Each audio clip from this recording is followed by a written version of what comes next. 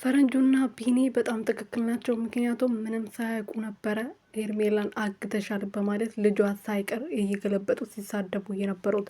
አብርሃም እሷን ሲያፋጠጣት ነበር፣ ሄርሜላን አንቺ ነሽ ያገትሻት በማለት ማለት ነው። ስለዚህ እውነት መክሰስ ነበረባት። ግን ያው ቤተሰብ ደግሞ አለ፣ ጋሽ እያለ ኤፋ እያለ ኤፋ ምንም አይመስለውም።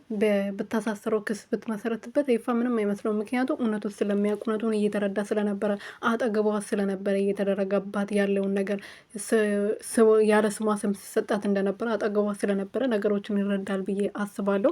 ሌሎቹ ግን ጋሽዬ ላይረዱ ይችላሉ። ምክንያቱም በጣም በብዙ ነገር ከጎኗ ነበሩ። ማሚዬም እንደዛው፣ አይሚም ብዙ ሰዎች ይቀይሟታል አብራሽን ብታሳስረው ማለት ነው። ግን ሩትዬ ትክክል ነገር ነው ያደረገችው ብዬ አስባለሁ።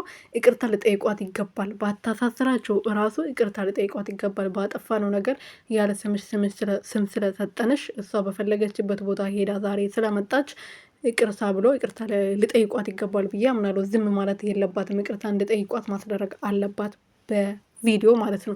ሰላም ሰላም ቤተሰብ እንዴት ናችሁ? ደህና ናችሁ ወይ? እኔ ያለው ሁሉ ሰላም ፈጣሪ ይመስገን። በያላችሁበት ሰላማችሁ ብዝት ትርፍርፍ ይበልልኝ። እንደዚህ ቤት አዲስ የሆናችሁ ሰብስክራይብ፣ ሼር፣ ላይክ እያረጋችሁ ቤተሰብ እንድትሆኑ በትህትና እየጠየቅኩኝ እንግዲህ ሩትዬና ቢኒ ፈረንጁ መጥተዋል ዛሬ። ፈረንጁ መክሰስ አለብሽ። ዝም ማለት የለብሽም። ራስሽን ማስደፈር የለብሽም። ራስሽን ማስከበር አለብሽ። አንቺን እስር ቤት አስገብቶ ልዑልን ሊወስዱ ነበር ሀሳባቸው። እኛ ተናግረን ነበረ። ሄርሜላ አልጠፋችም። ሄርሜላን ራሳቸው ደብቆ ነው ድራማ እየሰሩ ያሉት በማለት በተደጋጋሚ ብንናገርም ብዙ ሰው ሊያምነን አልቻለም ነበረ።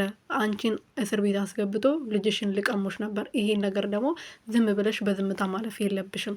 እነሱን ከሰሻችሁ ልካችሁ ማሳየት አለብሽ። ቅጣታቸው መቀበል አለባቸው ብለዋል። ትክክል ናቸው እነሱም በራሳቸው ነገር። ሩትዬም በራሷ ነገር ትክክል ነች፣ ግን ይቅርታ መጠየቅ አለባቸው።